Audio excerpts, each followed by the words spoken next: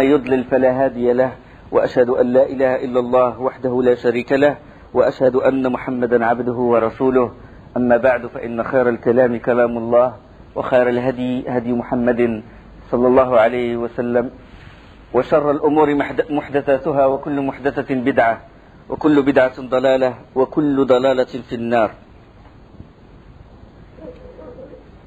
Au cours du cours précédent, la dernière chose qu'on a dite, c'est qu'un Khazrajite nommé Al-Habbab ibn al-Munzir a dit, s'avançant vers le prophète sallallahu alayhi wa sallam, il lui dit, envoyé d'Allah, le lieu où nous sommes maintenant, est-ce que c'est Allah qui t'a ordonné, c'est de la révélation,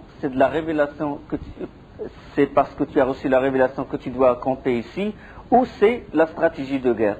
Et le prophète sallallahu alayhi wa sallam lui a dit, c'est la stratégie de guerre, c'est juste une opinion. Il a dit, il vaut mieux ne pas rester ici, il vaut mieux qu'on s'avance plus loin, comme ça on s'acquérira le plus grand puits et on fera un bassin à côté du puits et on enterrera tous les puits qui sont à Badr. Comme ça, eux, ils sont privés d'eau et nous,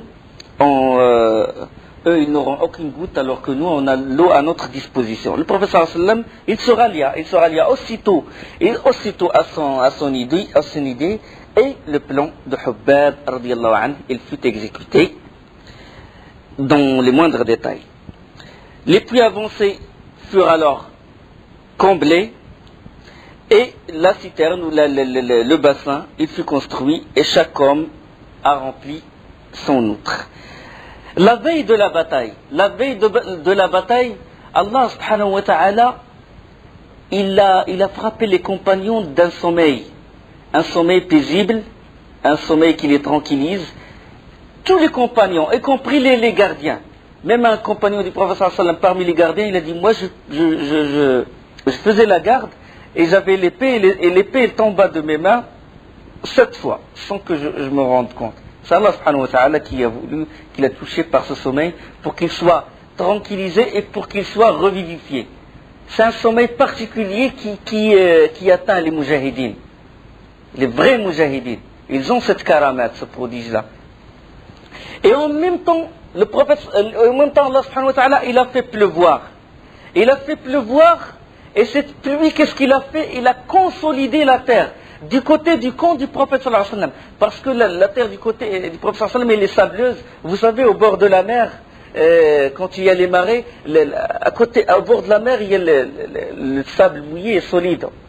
Et les pieds, ils tiennent fermement au-dessus. Par contre, du côté de Quraysh, la terre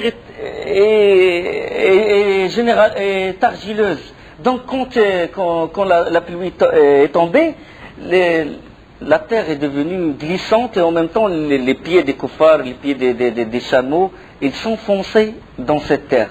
Donc ils étaient gênés. Et ils arrivèrent à l'endroit de la bataille usés. Allah subhanahu wa ta'ala, il en parle dans le Coran, il dit et quand il yurashikum an-nu'asa إذ يغشيكم النعاس أمنة منه وينزل عليكم من السماء ماء ليطهركم به ويذهب عنكم رجز الشيطان وليربط على قلوبكم ويثبت به الأقدام. Allah subhanahu wa ta'ala dit dans Sourate Al-Anfal, et quand il vous enveloppa du sommeil comme d'une sécurité de sa part, et du ciel il fit descendre de l'eau sur vous afin de vous en purifier, d'écarter de vous la souillure du Satan et de renforcer les cœurs et d'affermir vos pieds. Allah subhanahu wa ta'ala, il prépare cette bataille. Puis Sa'd ibn Mu'adh radiyallahu anhu, il alla voir le prophète sallallahu alayhi wa sallam. Quand la situation là, le combat va être presque imminent, il a dit au prophète sallallahu alayhi wa sallam, est-ce que tu nous permets de mettre un abri pour toi, une tente, un abri et des gens qui te protègent? Tu sais, envoyé d'Allah, que les gens, ils n'étaient pas prêts au combat. Et même quand tu as quitté Médine, les gens, ils avaient dans leur tête que tu vas intercepter une caravane. Donc, ils ne t'ont pas suivi. Donc, il vaut mieux qu'on fasse un abri pour toi. Si jamais on est battu par les koufars, toi tu peux retourner à Médine parce qu'il y a des gens qui t'aiment plus que nous, qui peuvent te soutenir et qui peuvent, comme ça l'islam il ne s'atténuera pas d'un seul coup. Le prophète sallallahu alayhi wa sallam, il accepta la proposition de Sa'd ibn Mu'adh radiyallahu anhu, et alors l'abri fut confectionné, et après le prophète sallallahu alayhi wa sallam, qu'est-ce qu'il a fait? Il distribua les étendards sur les compagnons, l'étendard de guerre. Il a donné un étendard à Ali ibn Abi Talib radiyallahu anhu, et il a donné l'autre étendard à Mus'ab ibn Umayr radiyallahu anhu. Alors là, les Quraysh, ils commencèrent à avancer. Le lendemain, le 17 du mois de Ramadan, le 17 du mois de Ramadan, les kuffars commencèrent à s'avancer dans l'endroit de la bataille. Ils découvrirent qu'il n'y avait pas d'eau de leur côté et que les compagnons s'avancèrent aussi et les puits sont derrière eux. Alors le prophète sallallahu alayhi wa sallam, quand il a su que la situation là, le combat il est imminent, il commence à invoquer Allah subhanahu wa ta'ala et insister dans son invocation et c'est-à-dire il a fait des invocations qu'il n'a jamais faites auparavant et il a dit: oh Allah, accomplis pour moi ce que tu m'as promis, notre Allah, ton secours, il invoqua, il insista dans l'invocation d'Allah subhanahu wa ta'ala. Et puis le prophète sallallahu alayhi wa sallam, qu'est-ce qu'il a fait? Il fit ranger les compagnons en ligne, en une seule ligne. Et là il y avait un homme qui s'appelle Sawad. Quand le prophète sallallahu alayhi wa sallam était en train de ranger les compagnons, il y avait un homme qui s'appelle Sawad. Il avait un gros ventre et en même temps il était pas bien en rang. Et puis le prophète sallallahu alayhi wa sallam avait une flèche. Et il les rangeait comme ça, puis il l'a touché cet homme. Il l'a piqué dans son ventre, il a dit: reste en ligne, ô Sawad, reste en ligne. Et puis le Sawad, radiyallahu anhu, il a dit une phrase étonnante. Il a dit: oh envoyé d'Allah, tu m'as fait mal. Tu m'as fait mal alors qu'Allah t'a envoyé avec la vérité. Tu m'as fait mal. Il faut que tu me donnes justice. Il a dit: laisse-moi prendre ma revanche. Et les compagnons, ils ont dit: comment c'est l'envoyé d'Allah et l'état où on est, pourquoi tu dis ça? Non, il a dit: il faut que je prenne ma revanche. Et le prophète sallallahu alayhi wa sallam, il a dit: d'accord. Et le prophète sallallahu alayhi wa sallam, il se découvrit le ventre. Il se découvrit le ventre pour que la personne prenne sa revanche. Il lui a donné la flèche, puis la personne, il sauta sur le prophète sallallahu alayhi wa sallam et embrassa son ventre. Il embrassa son ventre, il a dit: qui t'a poussé à faire ça? Il a dit: oh envoyé d'Allah, je sais que maintenant il y a la bataille. Et je ne sais pas si je vais mourir là, il y a plus grande chance que je meure. Et j'ai voulu que la dernière chose que je touche, c'est encore. La dernière chose que je touche, c'est encore. Comment ils aiment le prophète sallallahu alayhi wa sallam, jusqu'à quel point ils le respectent, jusqu'à quel point ils l'aiment. Et puis, quand tout le monde s'est préparé à l'attaque, et que les deux clans se sont rapprochés, là, il y avait le bassin, derrière les compagnons.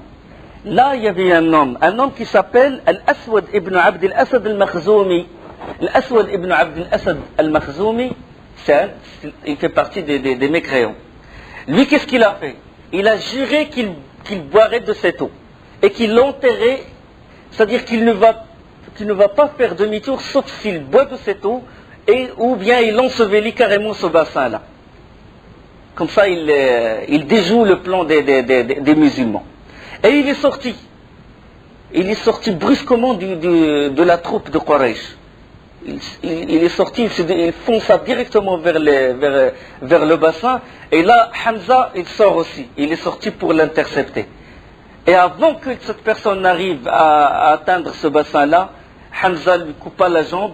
La personne, il tomba par terre et il commence à se traîner par terre pour boire de cette eau, pour tenir sa promesse, pour dégager son serment, parce qu'il y avait la fierté. Et puis, Hamza ne lui laissa même pas le temps de boire, il l'acheva. Et ce fut le premier à être tué dans cette bataille. Le premier à être tué dans cette bataille de Badr. Puis ce fut Utbah ibn Rabi'a, l'un des notables de Quraysh. qui est sorti du rang de Quraysh et lança un défi. Il lança un défi au combat singulier. Aussitôt accompagné à sa droite et à sa gauche, accompagné à sa droite par son fils Al-Walid ibn Utba, et d'un côté Al-Walid ibn Utba et de l'autre côté Shayba, son frère, Shayba ibn Rabi'a. Et il lança le défi. Il a dit qui veut nous combattre. Parce que d'habitude les Arabes dans les combats c'était comme ça. Ils se lancent des défis avant qu'il y ait la confrontation entre les deux troupes. Il y a des hommes qui sortent, les vrais cavaliers, les courageux, pour inciter les autres à combattre et pour alimenter le feu de la guerre. Et alors là, ils ont lancé le défi. Et alors, immédiatement, les deux fils de Afra, deux compagnons du prophète sallallahu alayhi wa sallam, Aouf ibn Afra et Mu'adh ibn Afra et Abdullah ibn Rawaha. Aouf ibn Afra, Mu'adh ibn Afra, 15 ans, 16 ans. Deux jeunes. Ils sont sortis directement pour les combattre. Et alors là, quand ils les ont regardés, les notables de Quraysh, les trois, ils ont dit, qui êtes-vous? Mu'adh ibn Afra, Aoud ibn Afra, Abdullah ibn Rawaha. Oui, d'accord. Vous êtes des fils de notables et tout. Mais nous, on veut des gens de notre tribu. On veut des gens qui appartiennent au Quraysh. Et puis le héros de la troupe, il a crié, oh Mohammed, envoie-nous nos semblables dans notre tribu. Le prophète sallallahu alayhi wa sallam dit, d'accord. Ubayda ibn al-Harith, lève-toi. Hamza, lève-toi. Ali, lève-toi. Et ils sont sortis. Ali, face à face avec Al-Walid ibn Utba. Ubayda ibn al-Harith, face à face avec Utba ibn Rabi'a. Et Hamza, radiallahu anhu, face à face avec Shayba ibn Utba. Shayba ibn Rabi'a, le frère de Utba. Ils ont dit, bon, là on est d'accord. Qui êtes-vous? Il a dit Ali, etc. Il a dit, certes, vous êtes nos semblables. Ils l'ont reconnu ceci. Puis là, face à face, le combat, il fut déclenché. Hamza, il n'a pas fait attendre son adversaire. Du coup, il l'a achevé. Ali, la même chose. Les deux, d'un seul coup, vite fait, gisant par terre. Mais Utba et Ubayda ibn al-Harith, radiallahu anhu, ils échangèrent des coups et Utba fut touché et il a en même temps touché Ubayda ibn al-Harith et ils tombèrent tous les deux par terre. Ils tombèrent tous les deux puisque c'était un combat triple. Les Hamza radiallahu anhu et Ali, ils chargèrent directement Utba et l'achevèrent. Et ils ont pris Ubayda. Ubayda, il fut blessé mortellement et à son retour à Médine, il est mort radiallahu anhu. Trois des notables de Quraysh, trois des grands notables d'un seul coup. Les grands têtes de la mécréance, les grands têtes de la Mecque, d'un seul coup achevés. Et là, les Quraysh se préparèrent pour attaquer. Le prophète sallallahu alayhi wa sallam, quand il a su qu'ils vont attaquer, il a donné un ordre, mais c'est un ordre inhabituel.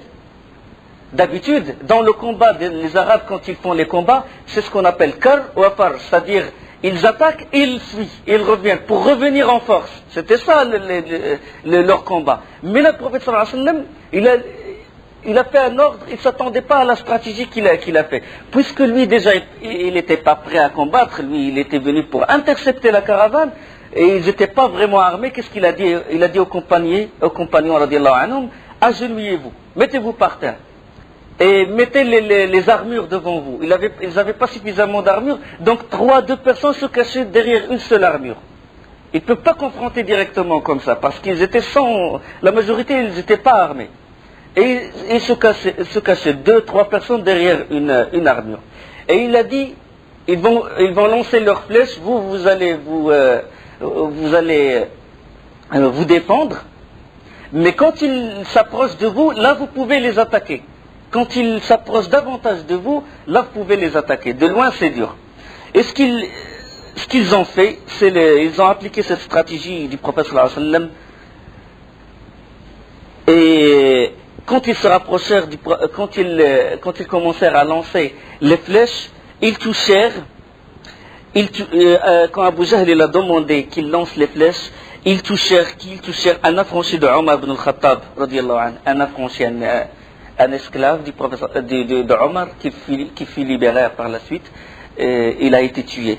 Également a été tué un autre compagnon du prophète sallallahu alayhi wa sallam, c'est Haritha ibn Suraqa radiyallahu anhu. Il fut touché au-dessus de la poitrine alors qu'il s'apprêtait à boire du bassin. Après la bataille, la mère de Haritha est venue voir le prophète sallallahu alayhi wa sallam. Il était un peu gêné. Pourquoi? Parce que son fils n'a pas participé. Déjà au début de la bataille, il fut touché par cette flèche. Et il a dit au prophète sallallahu alayhi wa sallam, il a dit, envoyé d'Allah, informe-moi sur Haritha. S'il est au paradis, je patienterai. Mais sinon, il n'a pas voulu dire en enfer, sinon, Allah verra ce que je ferai de pleurs et de lamentations. Bon, à l'époque, il n'y avait pas encore l'interdiction des lamentations, ce n'est qu'après que, comme évoqué dans le hadith du prophète sallallahu alayhi wa sallam, il ne fait pas partie de nous celui qui se griffe le visage, qui se frappe le visage, qui déchire ses vêtements et qui se lamente à la manière de jahiliya, du paganisme anti-islamique.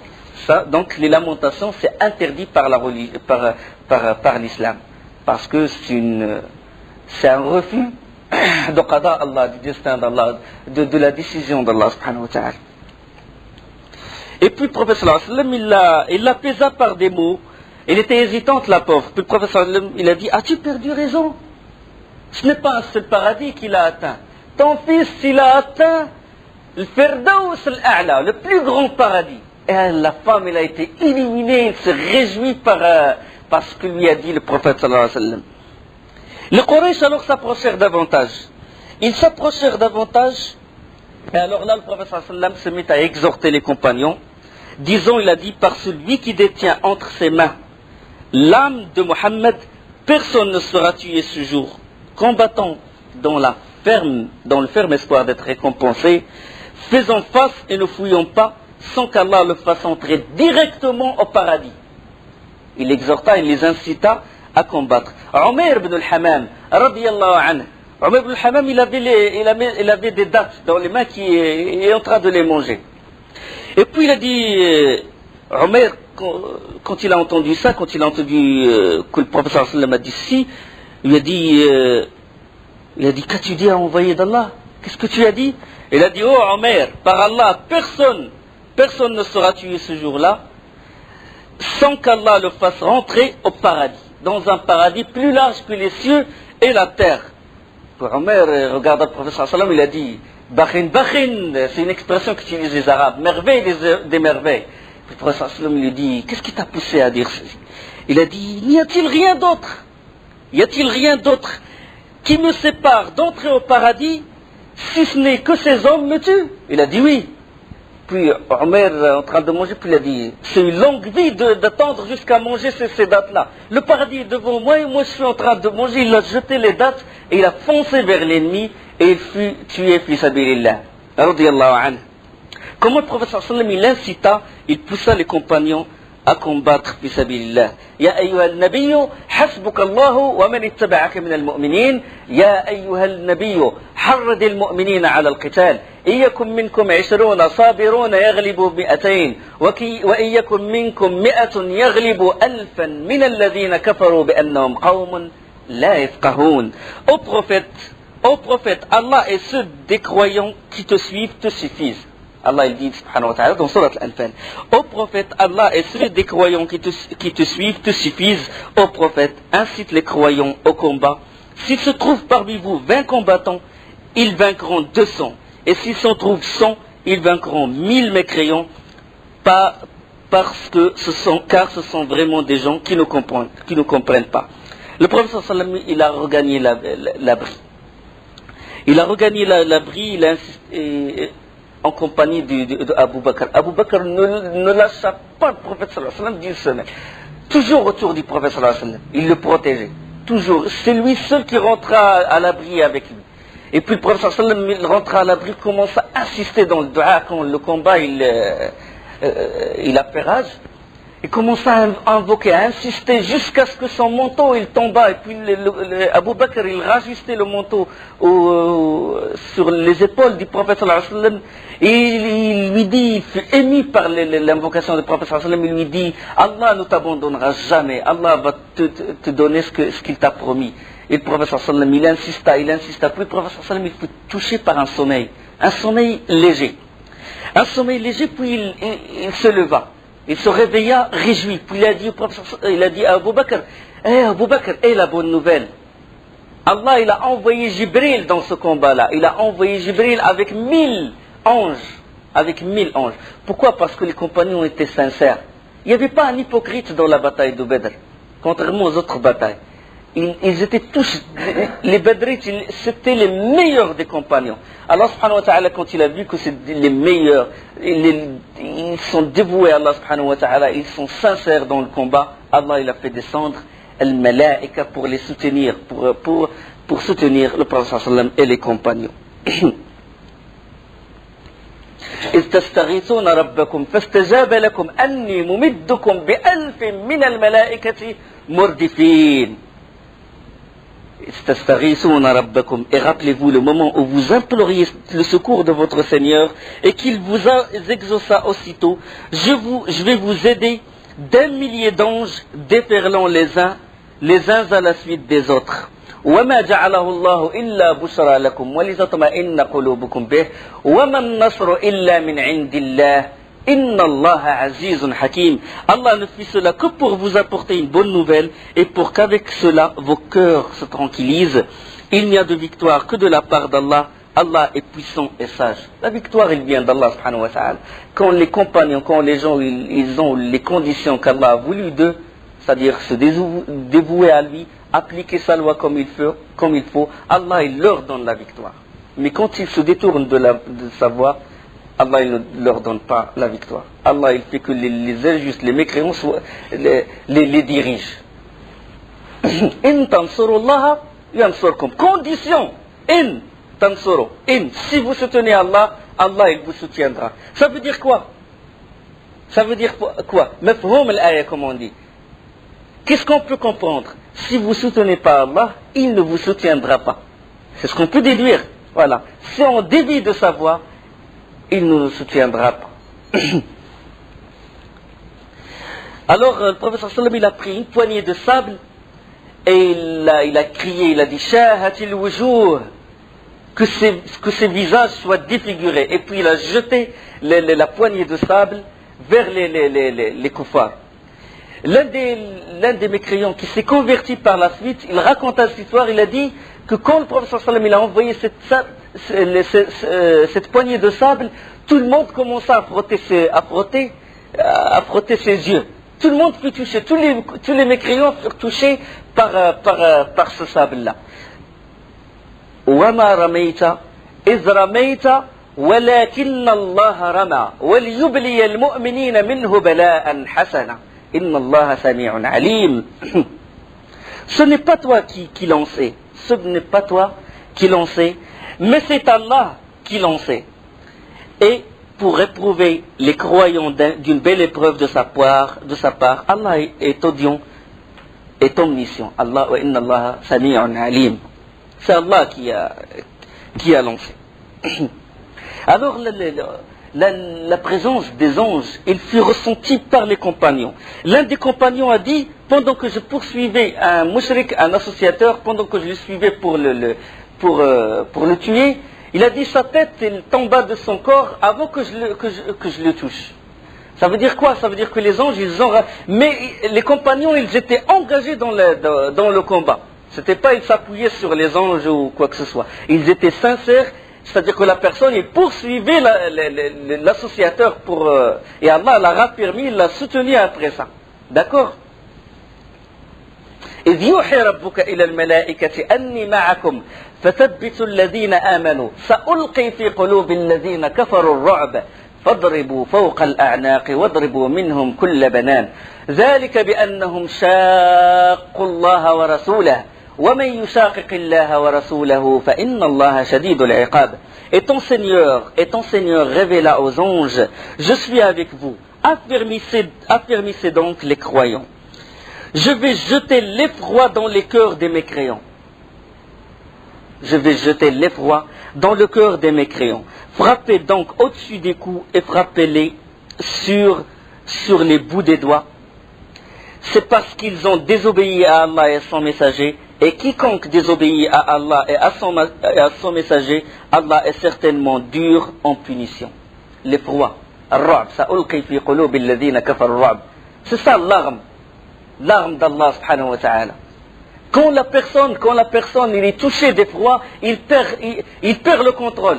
Ça y est. Le prophète sallallahu alayhi wa sallam, c'est un privilège de cette communauté. Le prophète sallallahu alayhi wa sallam, c'est un privilège du prophète sallallahu alayhi wa sallam. Il a dit qu'Allah m'a donné la victoire sur les gens en les touchant par l'effroi alors que je ne les ai même pas encore atteints d'une distance d'un mois de trajet. S'ils sont loin de moi d'un mois de trajet, ils ont peur de moi. Avant de les atteindre, Allah il jette l'effroi. Comment il vient cet effroi? Il vient quand nous on a peur d'Allah. Quand nous on a la crainte d'Allah, Allah il nous soutient et il jette l'effroi dans le cœur du kafir. Et quand l'effroi il est dans le cœur du kafir, il perd le contrôle. Il perd le contrôle même s'il a la plus grande arme du monde. Il perd le contrôle, il est perturbé. Le prophète sallallahu alayhi wa sallam il a donné des ordres. Il a dit ne tuez pas Al-Bukhtari, Abu al-Bukhtari ibn Hisham. Pourquoi? Il a dit ne tuez pas Abu al-Bukhtari ibn Hisham. Si vous vous rappelez les cours qu'on a fait précédemment, c'est Abu al-Bukhtari ibn Hisham qui a participé à l'annulation de la mise au banc. Quand les Quraysh, ils ont fait le blocus sur le prophète sallallahu alayhi wa sallam et sur les Bani Hashim et Bani al-Muttalib. Quand Abu Talib il s'est retranché dans le vallon et pour que les familles de Bani Hashim se soutiennent parce qu'ils ont interdit tout vente et tout commerce avec le prophète sallallahu alayhi wa sallam et les compagnons et ceux qui les soutiennent. Abu al-Bukhtari, c'est lui qui a contribué à ce que ce pacte-là qu'ont décidé les Quraysh soit banni, soit annulé. Donc le prophète sallallahu alayhi wa sallam, il a reconnu ça Abu al-Bukhtari ibn Hisham et il a dit ne le tuez pas. Ne tuez pas également l'Abbas. L'Abbas, il fut contraint de venir. Ce n'est pas de son propre gré qu'il est venu. Ne le tuez pas. Et puis là, Abu Hudayfa ibn Utba radiyallahu anhu, son père, il fut tué devant ses yeux. Son père mécréant. Il a dit comment? Il a dit une parole assez sévère. Il a dit comment? On tue nos propres enfants, on tue nos parents. Et l'Abbas, on ne le tue pas. Par Allah, si je le rencontre, je vais le frapper. Et puis, Rasul sallallahu alayhi wa sallam, il fut informé de ce qu'a dit Abu Hudayfa. Puis il a dit Abu Hafs. Il a appelé Omar. Omar, c'est le père de Hafsa. Il a dit Abu Hafs, le père du prophète, le père de ton prophète, l'oncle de ton prophète.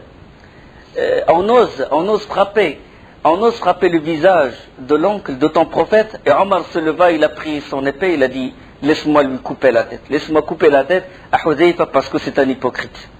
Et puis Hudayfa, il s'est excusé par la suite. Il s'est excusé au prophète sallallahu alayhi wa sallam. Et il a dit, je ne sais pas comment cette parole, il a glissé, il a échappé, et s'est échappé de ma langue. Et puis après, tellement il a eu peur de cette parole, du châtiment qu'il va recevoir à cause de cette parole, bien qu'il est sorti comme ça, il a dit que peut-être la seule chose qui peut absoudre ce que j'ai dit, c'est mourir martyr, fi sabilillah, shahid. Et Allah subhanahu wa ta'ala exauça son vœu des années plus tard, après la mort du prophète sallallahu alayhi wa sallam, dans la bataille de l'Yamama. Dans la bataille de l'Yamama, quand Abu Bakr il a combattu Musaylima al-Kaddab, Musaylima qui s'est prétendu être prophète et qu'il a traîné tout un groupe d'Arabes avec lui. Et Abu Bakr a envoyé des expéditions pour le combattre. Abu Hudayfa il faisait partie et il fut tué, shahid fi sabilillah, insha'Allah. Radiyallahu anhu.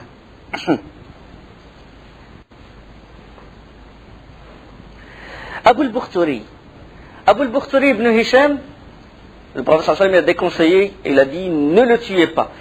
Abu al-Bukhtari ibn Hisham, il s'est retrouvé face à face avec un auxiliaire, un ansarite de Médine, qui s'appelle Al-Mujaddir ibn Diyad. Al-Mujaddir ibn Ziyad, il s'approcha d'Abu Bakhtari, il a dit éloigne-toi. Le prophète sallallahu alayhi wa sallam nous a interdit de te tuer. Il a dit mon compagnon, il a dit non, ton compagnon, il nous a pas interdit. Il a dit non, je ne le laisserai pas, c'est mon compagnon. Par Allah, si les femmes de la Mecque ont entendu dire, ont entendu qu'Abu Bakhtari il a laissé tomber son compagnon, ça va être la honte. Il y avait la fierté, les Arabes ils avaient toujours la fierté. Même mes crayons, ils avaient cette izza, ils avaient cette fierté. Alors, Ibn Diyad, Al-Mujaddir ibn Diyad, il a dit éloigne-toi. Puis Al-Mujaddir, il a chargé son compagnon. Puis Abu Bakhtari, il a poursuivi. Al-Mujaddir, il poursuivait la personne et Abu Bakhtari, il poursuivait Al-Mujaddir pour le tuer. Puis là, il a pas pu il s'est défendu comme il peut. Quand il a vu qu'Abu Bakhtari, ça y est, il est là pour le tuer, il s'est défendu, puis il a tué Abu Bakhtari, puis il est allé s'excuser auprès du prophète sallallahu alayhi wa sallam. Il a dit, par Allah, si je ne l'ai pas tué, il m'aurait tué. Et Abu Bakhtari ibn Hisham fut tué. Parmi les Quraysh, il y avait un homme. Il y avait un homme qui s'appelait Ubayda ibn Saïd ibn al-As. Et il est surnommé Dhat al-Karsh. Et ce Ubayda, c'est un mécréant, il était plein d'armure. Plein. Rien n'apparaît seuls ses yeux apparaissent, tout couvert d'armure. Les compagnons autour de lui, ils frappent et les épées, ils se cassent, les flèches, ils se cassent sur l'armure qu'il a autour de son corps. Puis l'un des compagnons, il va voir le prophète sallallahu alayhi wa sallam, il a dit, il nous a fait beaucoup de mal. Il nous a blessés, qu'est-ce qu'on peut faire? Puis le prophète sallallahu alayhi wa sallam, il appela Zubair ibn al-Awwam. Zubair, il a dit, trouve-nous une solution. Débarrasse-nous de cette personne. Zubair ibn al-Awwam et Ali ibn Abi Talib, les deux compagnons, le prophète sallallahu alayhi wa sallam, il fait appel à eux quand il s'agit d'une situation qui est venue fortuitement, une situation grave, comme ils disent les Arabes. Dans une situation comme ça, il fait appel toujours à Zubair ibn al-Awwam ou à Ali radiyallahu anhu. Puis Zubair, il a pris sa lance. Il a pris sa lance et il tournait autour de cette personne. Il a dit, je cherchais une ouverture, une brèche, quelque chose pour mettre ma lance. Il a trouvé que ses yeux. Et il a ajusté la lance vers ses yeux. Et la lance, il a transpercé son œil et il a sorti de son cou. Subhanallah. Avec quelle justesse, avec quelle il a lancé, radiyallahu anhu. Puis, durant cette bataille aussi, durant ce combat, Qatada, radiyallahu anhu, il a reçu un coup au visage. Il a reçu un coup au visage et son œil, il est sorti de son orbite. Qatada, radiyallahu anhu. L'œil, il arrivait jusqu'à son joue. Il pendait comme ça. Il courait vers les compagnons, lui ont dit, laisse-nous l'enlever. Il a dit, non, jusqu'à ce que je consulte le prophète sallallahu alayhi wa sallam. Il alla le voir, le prophète sallallahu alayhi wa sallam a mis sa main comme ça. Il a dit, approche-toi, Qatada. Il a mis sa main comme ça, il l'a rendu à l'orbite. Et il a essuyé. Il dit, Qatada, Wallahi, je me rappelle même pas quel œil a été touché. Carrément, un miracle du prophète sallallahu alayhi wa sallam. Ça veut dire que le miracle, c'était pas seulement le Coran. Allah subhanahu wa ta'ala a soutenu le prophète sallallahu alayhi wa sallam par beaucoup de miracles, y compris la lune qui s'est fondue, l'eau qui est sortie des doigts du prophète sallallahu alayhi wa sallam et beaucoup d'autres. Les deux Ansar, Mu'ad et Aouf, Ibn Afra, 15 ans, 16 ans. C'était les premiers qui sont sortis pour confronter Utba et Walid. Il était à côté d'Abdurrahman ibn Auf, radiyallahu anhu. Abdurrahman ibn Auf, il a vu à sa droite un jeune, 15 ans, à sa gauche, un autre jeune, 16 ans. Il a dit, je ne me suis pas senti en sécurité. Il a dit, parce que bon, c'était des jeunes inexpérimentés, ils ne connaissaient pas les tactiques de la bataille, etc., du combat. Et puis l'un d'eux s'approcha de Abdurrahman ibn Auf, il a dit, oncle, peux-tu nous montrer Abu Jahl? Il a dit, pourquoi? Il a dit, on m'a dit qu'il insultait beaucoup le prophète sallallahu alayhi wa sallam et c'est-à-dire il était virulent envers le prophète sallallahu alayhi wa sallam. Et puis l'autre il s'approcha, il murmura sans que l'autre soit au courant. Il a dit, oncle, tu peux me montrer Abu Jahl? La même chose. Il a dit, là je me suis senti en sécurité. Puis, dans le combat, il a vu Abdurrahman ibn Awf, il décrivait la personne, il dit comme un petit arbre dans une forêt. Entouré, Abu Jahl, entouré de ses gardes du corps. Entouré. Et puis il leur a dit, vous voyez tel homme, le vieil homme qui entoure. Il a dit, j'ai même pas terminé la phrase qu'ils foncèrent directement vers Abu Jahl. Subhanallah, ils foncèrent directement, ils attaquaient à droite, à gauche pour s'ouvrir, pour se refrayer un chemin vers Abu Jahl. Ils tapaient, ils frappaient à droite, à gauche, ils tapaient jusqu'à parvenir à Abu Jahl. Et Abu Jahl se défendait comme il peut et ils ont touché, tous les deux, ils ont blessé Abu Jahl. Abu Jahl tomba de sa monture, blessé. Et là, pour qu'ils sortent, ils ne peuvent pas, parce qu'ils étaient entourés. Ils étaient entourés par les mécréants. Quand ils ont blessé Abu Jahl, ils ne peuvent pas sortir, ils étaient coincés. L'un d'eux a été tué par Ikrima, ibn Abi Jahl. Ikrima. L'autre, il a réussi à s'échapper, mais ils lui ont coupé le bras, à côté proche de son épaule. Et puis le bras, il n'est pas tombé, c'est-à-dire il est resté accroché à son corps par un lambeau de peau. Accroché comme ça, la main, et puis il combattait avec cette main. Et puis cette main, il l'encombrait. Il ballottait à son côté, et puis il l'encombrait. Et qu'est-ce qu'il a fait? Il se baissa, il met son pied sur la main, et il se leva brusquement comme ça, jusqu'à arracher son bras. Subhanallah, un jeune de 15 ans, 16 ans, il fait ce geste, et quel courage, quel soutien du prophète sallallahu alayhi wa sallam. Là, Abu Jahl, il tomba. Quand il tomba, là, les kuffars commençaient à prendre la fuite. C'est leur tête, c'est lui qui incitait, c'est lui qui avait insisté à combattre le prophète sallallahu alayhi wa sallam. Et là, les musulmans commençaient à s'attaquer quand les kuffars commençaient à se résigner parce que leur tête est morte et déjà les grands notables sont morts, Utba, Shayba, etc. Ils commençaient à se résigner. Les compagnons ont profité de l'occasion et ils commençaient à les attaquer. Ils ont tué 70 des notables de Quraysh. Parmi les événements étonnants, le combat n'a pas duré longtemps. Et parmi les événements étonnants qui se sont produits, c'est qu'Umayya ibn Khalaf, on sait qu'Umayya ibn Khalaf, il n'a pas voulu venir. Il n'a pas voulu venir, c'est Uqba ibn Abi Mu'ayt qui l'a poussé à venir quand il a ramené l'encensoir. Il lui a dit parfume-toi parce que tu fais partie des femmes, pour le pousser à participer. Parce que lui, il savait, le prophète sallallahu alayhi wa sallam l'a menacé. Quand Sa'd ibn Mu'adh a dit à Umayya ibn Khalaf, il lui a dit, notre prophète, il nous disait qu'on va te tuer. Tu vas être tué par les mains des musulmans. Il a dit à l'intérieur de la Mecque ou à l'extérieur? Il a dit je ne sais pas. Puis Umayya, il avait peur. Donc il n'a pas voulu quitter la Mecque. Mais là, Uqba ibn Abi Mu'ayt, il l'a poussé. Il a dit parfume-toi, tu fais partie des femmes. Et lui, il a eu la jalousie, la fierté. Puis là, il s'est trouvé coincé dans l'arène. Il s'est trouvé coincé. Les jeunes, ils ont réussi à prendre leur monture et à fuir. Lui, il est corpulent, il ne peut pas courir. Il est resté coincé comme ça et avait son fils avec lui, à la main. Il le prenait à la main comme ça. Puis là, les cadavres par terre, les épées par terre, les armures, et tout, le butin est par terre. Abdurrahman ibn Awf, il passa à côté de Umayya ibn Khalaf. Il était en train de transporter le butin.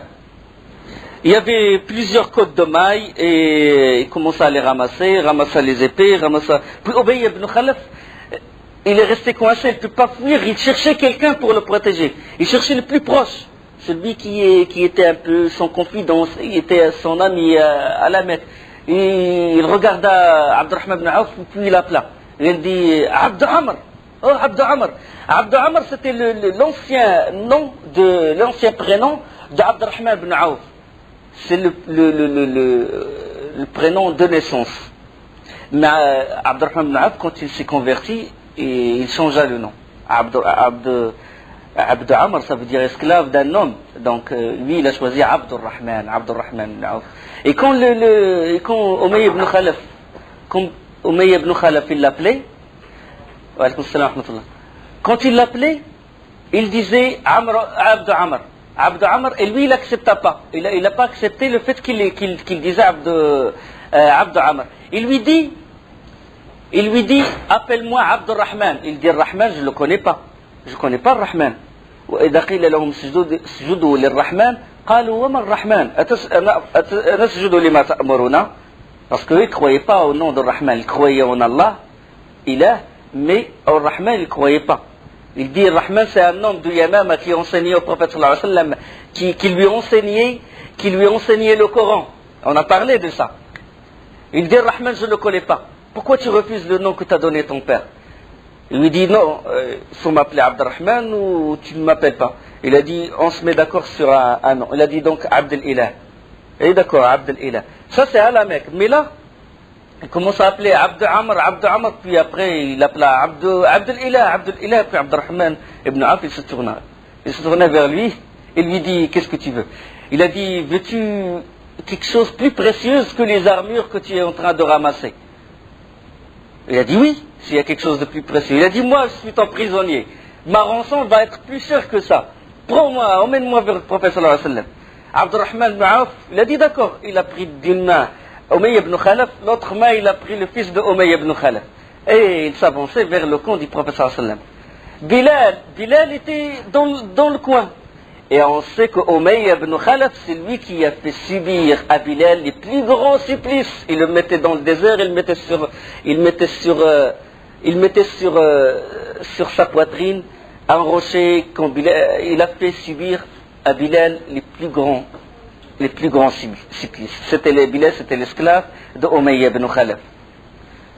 Umayy ibn Khalaf, quand Bilal l'a vu, il a dit, Umayy ibn Khalaf, la tête du coffre, ra's al-kufr, Umayy ibn Khalaf, la najawtu in naja. Puisse-je mourir s'il survit? Abdurrahman ibn Auf lui dit, c'est mon esclave Bilal, c'est mon esclave. Il a dit non. Ou bien lui ou bien moi, l'un de nous doit mourir. Abdurrahman ibn Auf, il insista, il a dit, c'est mon prisonnier. Puis Bilal, quand il a vu qu'Abdurrahman ibn Auf insistait, il appela les Ansar, les auxiliaires de Médine. Il a dit, vous voulez voir celui qui m'a torturé, qui m'a fait subir les plus grands supplices? Il a dit oui. Il est où? Il a dit, il est là-bas. Et il commence à courir derrière Abdurrahman ibn Auf et derrière Umayy ibn Khalaf. Abdurrahman ibn Auf, il traînait péniblement Umayy ibn Khalaf. Umayy ibn Khalaf, il est corpulent, on ne peut pas courir. Donc quand il a su qu'ils vont l'atteindre, il lâcha son fils. Il lâcha le fils de Umayy ibn Khalaf. Et ils ont tué le fils de Umayy ibn Khalaf et ils encerclèrent Abdurrahman ibn Auf et Umayy ibn Khalaf. Abdurrahman ibn Auf, il a dit, ça y est, il se révint d'insister. Qu'est-ce qu'il a dit? Il a demandé à Umayy ibn Khalaf, il a dit, mets-toi par terre. Il a dit, d'accord, il s'est mis par terre. Il a dit, allonge-toi. Il s'est allongé et puis il s'est mis sur lui pour le protéger. Il s'est mis sur lui, les Ansar, il tournait, et Bilal, il disait, il m'a fait ça. Et lui, avec leur épée, il cherchait la brèche, il cherchait ce qu'il y a une ouverture. Et il tournait, puis il transperçait, du bas comme ça, il transperçait Umayy ibn Khalaf, jusqu'à toucher le pied d'Abdurrahman ibn Auf. Et Umayy ibn Khalaf, la tête de la mécréance, il fut tué de cette façon. Wa subhanakallahumma bihamdik, ashhadu an la ilaha illa ant, astaghfiruka wa atubu